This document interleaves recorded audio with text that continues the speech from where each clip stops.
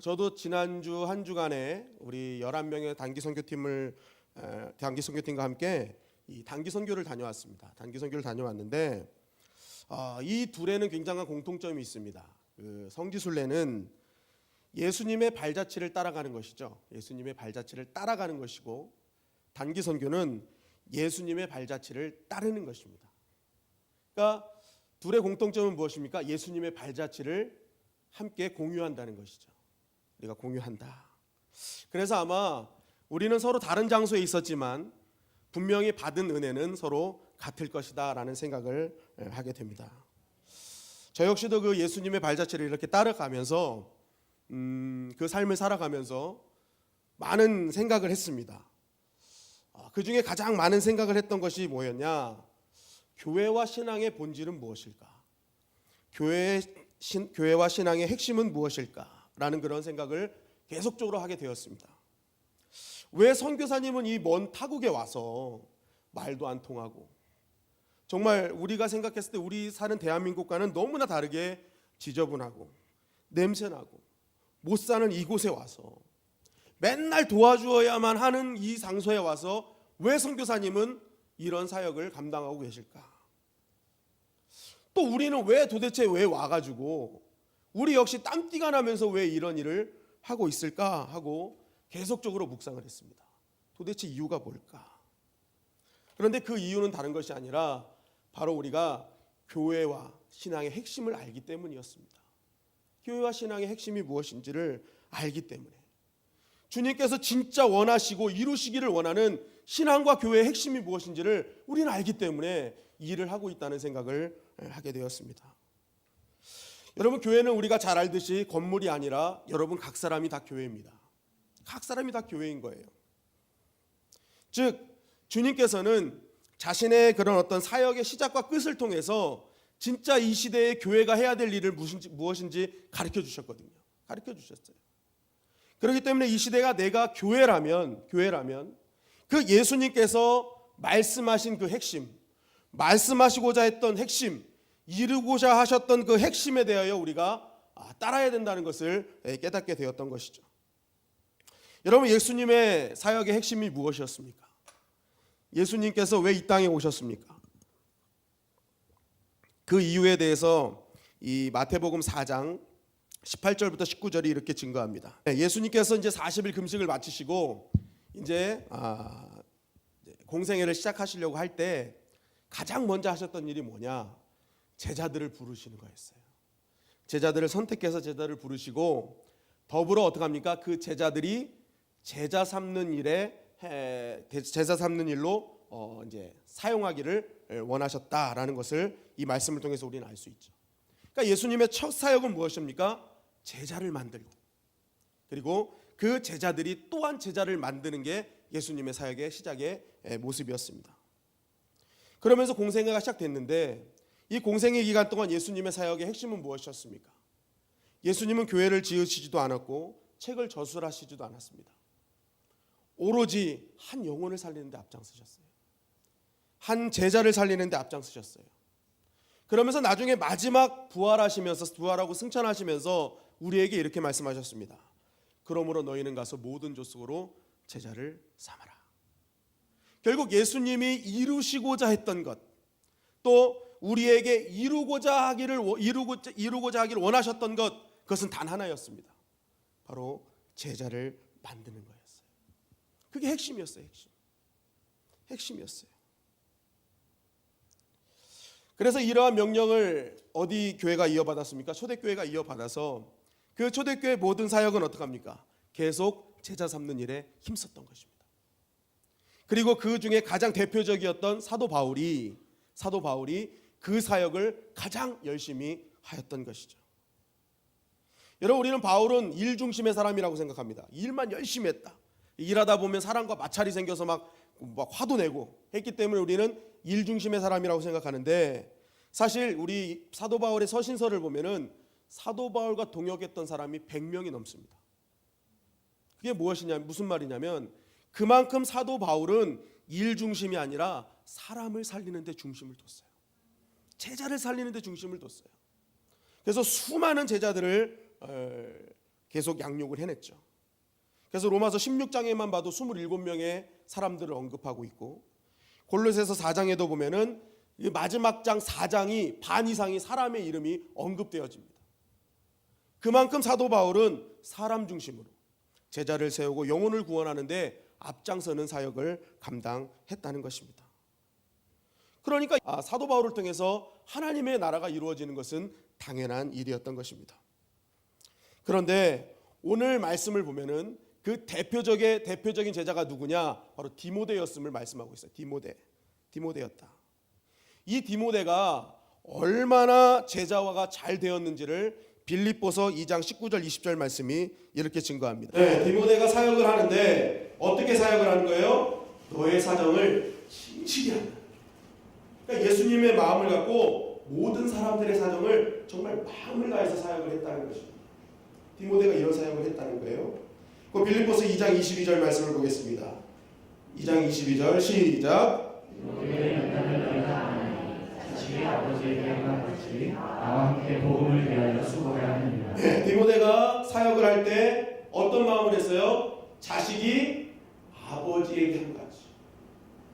그러니까 이 디모데는 모든 그런 어떤 사명을 정말 아비의 마음, 자식의 마음, 그런 어떤 예수님의 마음으로 이런 사역들을 감당했다는 것입니다. 얼마나 대단한 사역을 이루었겠습니까? 그리고 여러분 신약성경의 대부분의 서신서가 사도 바울이 썼잖아요. 사도 바울. 그런데 그 중에요 6개가 디모데와 함께 쓴 서신서였습니다. 그러니까 이 디모데는요 그냥 삶뿐만이 아니라 영성 역시도 이 복음의 진수를 쓸만한 그런 지적인 영성까지도 소유하고 있었던 이 사도 바울의 수제자였던 것입니다. 이렇게 볼 때 바울의 사역은 그냥 설렁설렁한 교인 한 사람을 만들어내는 게 바울의 사역이 아니었죠. 진짜 바람직한 올바른 제자 한 명 만드는 게 이 사도 바울의 사역이었던 것입니다. 결국 이 말씀을 통해서 우리가 깨달아야 될 것은 무엇입니까? 진짜 하나님의 나라가 세워지고 우리가 하나님의 나라에 부름받은 자로서 온전히 살아가는 것은 어떤 걸로 증명이 될 수 있다는 거예요. 내가 오늘도 제자로 부름받은 자로서 누군가 제자화시키고 있냐는 거예요. 내가 어떤 한 사람을 내 목숨을 다해서 다하면서 그 사람을 하나님의 그런 올바른 제자로 세워놓기를 힘쓰고 있느냐, 그것을 우리는 성경은 우리에게 묻고 있는 것입니다. 여러분 우리 교회가 정말 이러한 제자 삼는 사역에 앞장설 때에 하나님께서 쓰시는 귀한 교회가 되어질 줄 믿습니다. 그렇다면 우리가 이 바람직한 참된 제자를 세우기 위해서 우리가 어떻게 해야 될 것인가? 오늘 여기까지만 나누고 말씀 마치겠습니다. 우리가 참된 제자를 세우기 위해서는 한번 따라하실까요? 내가 참 제자가 되어야 된다. 네. 내가 먼저 참 제자가 되어야 하는 것입니다. 여러분 이 디모데가 결정적으로 하나님의 자녀가 된 가장 큰 원인이 뭔지 아십니까? 가장 큰 원인은요 바울의 모습을 보았기 때문에. 바울의 모습. 디모데와 바울이 언제 처음 만났을까요? 디모데와 바울이 처음 만난 거 아시는 장소 성경에서 이게 사도행전 14장에 나옵니다. 사도행전 14장에 나오는데 거기 뭐냐 루스드라, 이 디모데가 살던 땅이 루스드라였거든요. 이 사도 바울이 루스드라에 이제 사역을 딱 들어갔을 때 이 디모데가 등장하지 않지만 루스드라에 살고 있던 이 모든 사람들이 이제 바울을 보게 됩니다. 근데 이 루스드라에서 사역을 할 때 어떤 일이 벌어지는지 앉은 자를 일으켰거든요. 그랬더니 수많은 사람들이 이 바울을 막 신처럼 떠받들었어요. 그래가지고 이제 바울이 이제 이거 아니다 하면서 있는데 이제 유대인들이 등장합니다. 바울의 사역을 방해하는 유대인들이 등장해서 바울을 돌로 치죠. 그래서 성경에 보면은 바울이 그냥 죽었다라고 돼 있어요. 거의 죽었다. 죽은 상태. 그러다 보니까 사람들이 그 시체를 성 밖으로 던졌어요. 그런데 어찌된 연결인지 죽었다고 생각했던 바울이 그 자리를 털고 일어납니다. 그리고 성으로 들어와서 복음을 전하고 또 수많은 곳을 돌아다니다가 루스드라를 또 들려서 복음을 전하고 그리고 이제 떠나는 것을 성경은 말씀하고 있어요. 그것이 사도행전 14장 19절부터 21절 말씀입니다. 이 말씀을 딱 이제 이 현장을 누가 본 거예요? 루스드라에서 디모데가 본 거예요. 바울의 이런 삶을 디모데가 딱 본 거예요. 어떻게 돌에 맞아 죽으면서까지 다시 일어나서 이 공포의 땅을 다시 들어와서 복음을 증거할 수 있을까? 저 바울이 믿는 예수님은 정말 뭔가 있다. 무엇이 있다? 그것을 깨닫게 된 것입니다. 그래서 이 변화된 바울의 모습을 보고 디모데 역시도 사도행전 16장에 보면 바울이 나를 따르라는 말을 들을 때 곧장 따라가는 일이 벌어지게 되는 것입니다. 결국 우리의 그 성경에서 말하는 진정한 제자화는 어떻게 시킬 수가 있느냐? 바로 나 한 사람이 복음 안에서 온전히 변화되는 모습이 있을 때, 그 특별한 그 복음의 사역을 가지고 내가 목숨 걸고 사명을 감당하는 그 변화된 모습이 보여질 때 또 다른 누군가는 진정한 제자가 될 수 있음을 말하고 있는 것입니다. 제가 이번 선교지를 가서 그것을 깨달았습니다. 선교지를 갔는데 이 한 사람의 변화의 영향이 얼마나 큰지를 다시 한번 깊이 깨닫고 온 시간이었습니다. 여러분, 우리가 선교지 갔던 그 케다주, 특히 우리가 그 선교지로 이제 김탕 선교사님 선교지로 이제 삼은 그 서머링 지역은 그 말레이시아 땅에서 제일 못 사는 사가 케다주거든요. 그런데 케다주에서 제일 못 사는 게 또 서머링이에요.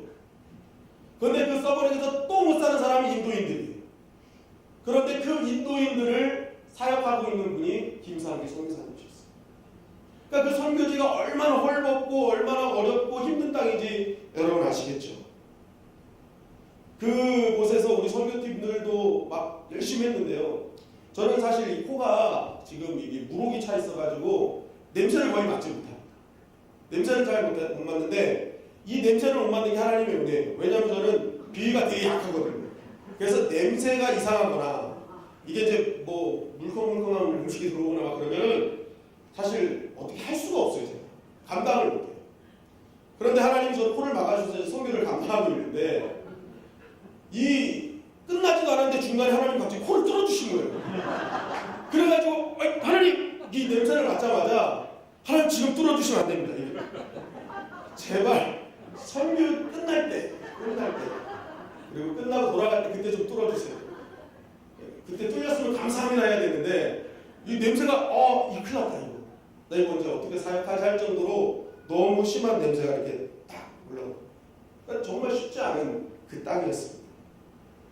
그런데 그런 곳에서 정말 허름한 집에 한달대기 얼려놓고 있는 집에 이게 신방을 가면은요, 그 누워 있는 사람들 뭐 이렇게 이제 신방을 받는 사람들이 가장 먼저 물어보는 게 우리 안마 어디 있냐?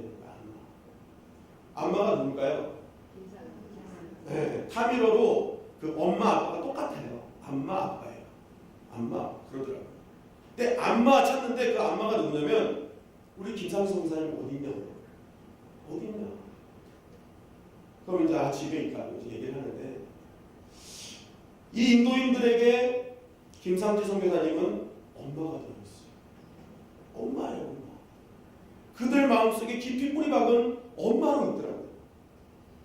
그래서 왜 이들이 김상지 선교사님을 엄마로 볼까? 엄마로. 그들은 자신들을 알아요. 자신들의 동네가 얼마나 취약한 곳인지, 얼마나 더러운 곳인지. 거기는 사람들이, 남자들이 마약으로 찌들어 있어요. 매일 대마초 피고요. 집에 신전에다가 향을 피우는데 거기다가 대마를 집어넣고 그것을 맞습니다.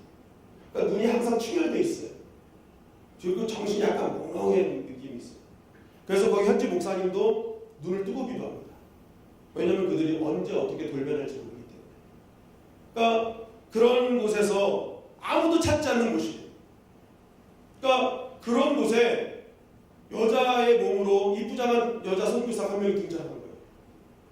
그런데 이 선교사가 그 위험한 점, 아무도 오지 않는 점을 혼자 돌아다니면서 그들의 피로를 채워주고 매일마다 눈물 뿌려 기도해 준 거예요. 그 정글 같은 곳을 계속 다니면서 기도해 준 거예요. 한두 번이면 말겠지 했는데 이 여자 선교사의 발걸음이 끊이지 않는 것입니다.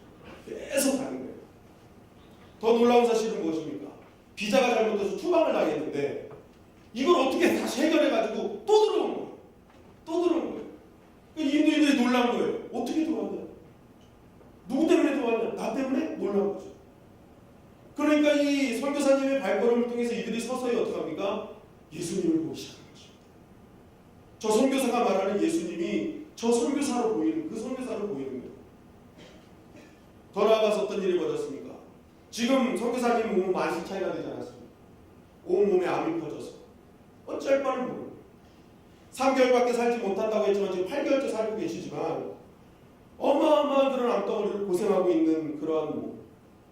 그런데 그러한 몸보다 그들의 몸을 더 챙기는 거예요.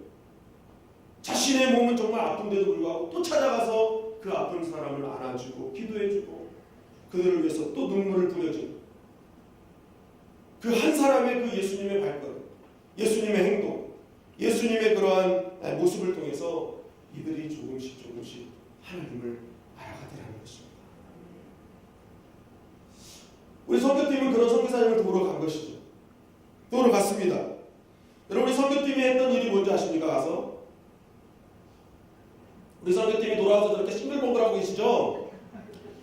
사실은요, 지금 너무너무 피곤해하세요. 그때 당시에는 피곤한지 모르고 일했어요, 저희가. 근데 어마어마하게 무더웠거든요. 그런데 서로를 이제 챙겨주고 막 서로에게 피해를 안 가기 위해서 여러 몇 명이 아프셨는데도 편찮으셨는데도 불구하고 말 안 하시는 거예요. 누군가에게 피해가 갈까, 선교팀에 영향을 갈까봐 혼자서 그냥 묵묵히 그냥 다 참고 이겨내는 거예요. 그리고 와가지고 또 일하고 계속 그런 일들이 우리 가운데 있었죠. 신방을 가고 입당 예배를 준비하면서 음식을 만들고 데코를 준비하고. 근데 여러분, 그게 이렇게 시원한 공간에서 한 게 아니라 찜통에서 했습니다. 어마어마하게 더운 찜통에서. 얼마나 힘들었겠습니까? 그런데 놀라운 일들이 벌어지기 시작했어요. 이 말레이시아를 4번 갔던 한정현 집사님이 깜짝 놀라는 거예요. 이번에 갔더니 이 말레이시아 그 현지 그 인도인들이 음료수를 얼음물을 막 내주는 거예요. 막 오렌지 주스도 내주고. 그런데 오렌지 향만 나요. 오렌지 맛은 안 나요. 네, 오렌지 향만 나요. 그래가지고 이제 먹는데 그게 너무 감사한 거예요. 왜냐하면 한 번도 그런 일이 없었대요. 근데 이번 선교팀에게 얼음물을 계속 대접하고 직접 집에서 난 달걀을 대접하고 막 그런 일들이 벌어지는 것입니다. 그리고 나서 이제 입당 예배를 드리는데 말도 안 되게 그 좁은 공간에 200명이라는 인원이 꽉 차가지고 이렇게 예배를 드렸어요. 예배를 가만히 드리고 있는데 제가 이제 축도 순서를 맡아가지고 앞자리에 앉아가지고 이렇게 이제 도대체 무엇 때문에 사람들이 이렇게 몰렸고 우리에게 왜 이런 대접을 하였을까라는 생각을 곰곰이 하게 됐습니다. 도대체 이유가 뭘까? 그런데요, 제가 그걸 생각하는데 제 눈에 형형색색의 옷들이 들어오기 시작했어요. 거기는 다 시커멓거든요. 다 시커매요. 중국인 빼고 다 시커매요. 그런데 거기서 형형색색의 옷들이 막 왔다 갔다 하는 거예요. 왔다 갔다 하는 거예요. 그게 누구였느냐? 한복을 입은 저희 선교팀이었습니다. 선교팀이 밑에서 열심히 음식을 막 땀을 삐질삐질 흘리면서 이게 음식을 하고 안 내준다고 그 선교사님이 한복을 준비해 갖고 오는 거예요. 그래서 한복을 딱 들쳐 입고 다들 막 얼마나 그냥 육수를 흘리시는지 막 그래요. 땀을 막. 그런데 여러분, 그게 있어요. 이분들이 화장도 못했어요. 음식 만들고 바로 준비합니다. 그리고 여기서 지금처럼 막 머리에 훅가시도 못 주셨어요. 그냥 막 땀 때문에 흘러내려와가지고.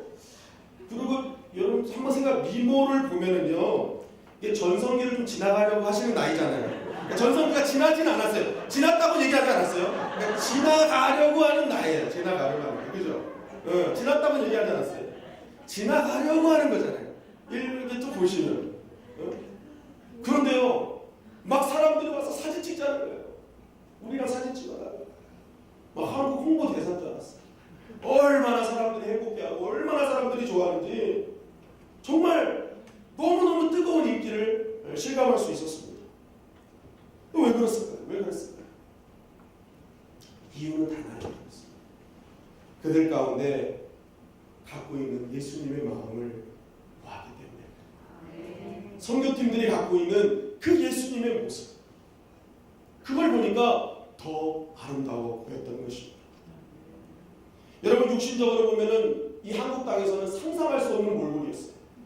여러분, 요번에 이제 금요일날 영상을 보여주실 텐데요. 그런 거 다행히 그 몰골들은 다 없더라고요. 이쁜 얼굴로만 다 했는데 정말 한국에서 지금 이 상태로 볼 수 있는 얼굴이 아니세요. 정말 제가 참 얼굴을 맨날 돌렸어요. 그분들도 저를 보기 힘들었겠지만 서로 사실은 보기 힘들었던 상황이었어요. 그럼에도 불구하고 왜 사람들이 그렇게 안고 좋아하고 행복해했을까? 그 지저분한 그 상황, 냄새나는 그 현실, 정말 보이지 않는 미래에 그냥 몸부림치고 있는 그들 가운데 예수님 마음 갖고 들어가니까, 내가 변화된 모습으로 주님의 마음으로 그들 가운데 들어가니까 그들이 마음을 열기 시작하더라는 것입니다. 먼저 변화된 나, 먼저 변화된 우리를 통해서 주님께서 역사하여 주신 줄 믿습니다.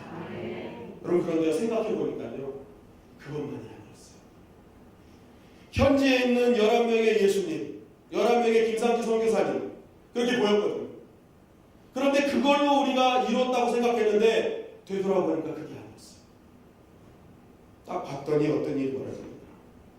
어떻게 선교를 이렇게 아름답게 마무리할 수 있었느냐? 그 이유를 또 찾아냈어요. 그것은 바로 여러 가지 사정이 있어서 선교지 현장에 오지 못했지만 그 선교지를 품고 예수님의 마음으로 함께 기도했던 남아있는 우리 주님의 영광교회 성도님들이, 남아있는 예수님들 때문에 선교가 아름답게 이루어진 것을 발견하게 되었습니다. 내가 할 일도 많지만, 내 일도 많은데 내가 할 일만을 찾는 것이 아니라 해야 될 일을 찾으면서 주님의 심정을 가지고 끝까지 기도하는 여러분들이 있었기에 선교는 승리할 수 있었고 아름다운 열매를 더욱더 기대하며 돌아올 수 있었던 것입니다. 한번 옆사람과 인사 나누시고, 당신 때문입니다.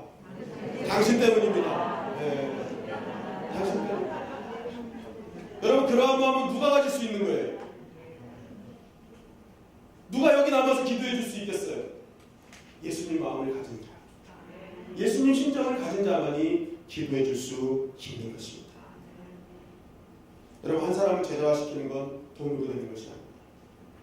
건물을 지어준다고 되는 것이 아닙니다. 내가 예수님의 마음으로 변화되어 있느냐, 그 변화된 심령을 가진 자를 통해서 하나님은 제자화를 이루어 가신다는 것입니다.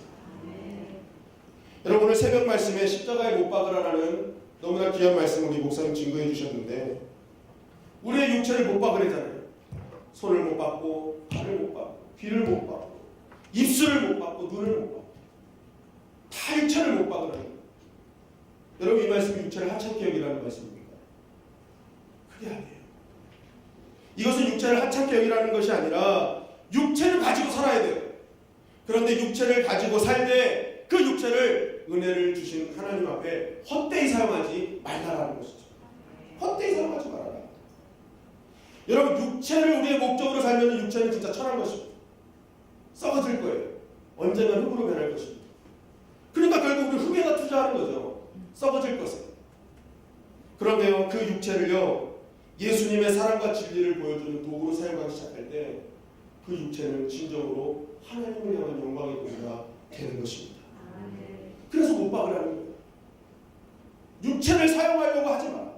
육체를 자랑하려고 하지 마라. 그건 다시 따라고 봐.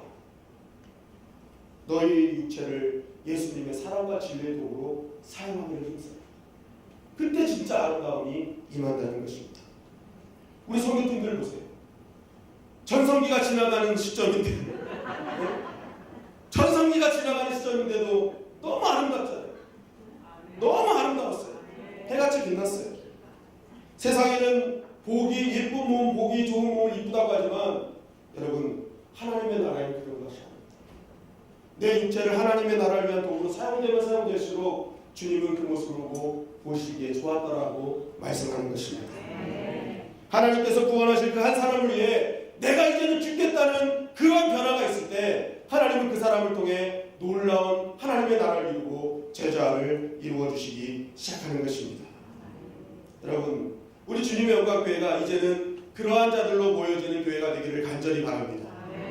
너가 변화되어야 되가 아니라 내가 변화되기를 원합니다.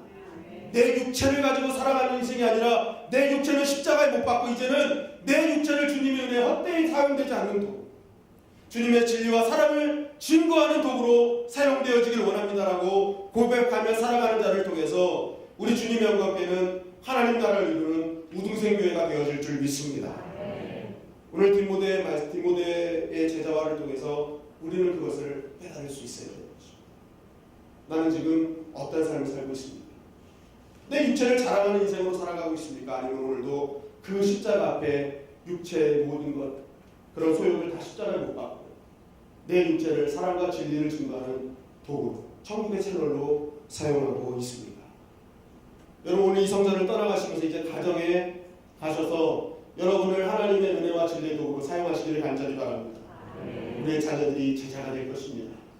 여러분의 직장에 가서 여러분들을 천국 채널, 여러분들 통해 천국을 볼 수 있는 천국 채널로 만드시기를 간절히 바랍니다.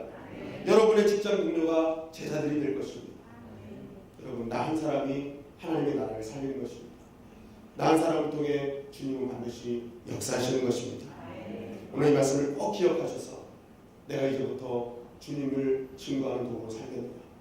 나를 통해 예수님의 마음이 보여지고 예수님의 삶이 보여지는 그러한 인생을 살겠노라. 하지만 우리를 통해서 더욱더 수많은 제자들이 등장하게 될 줄 믿습니다.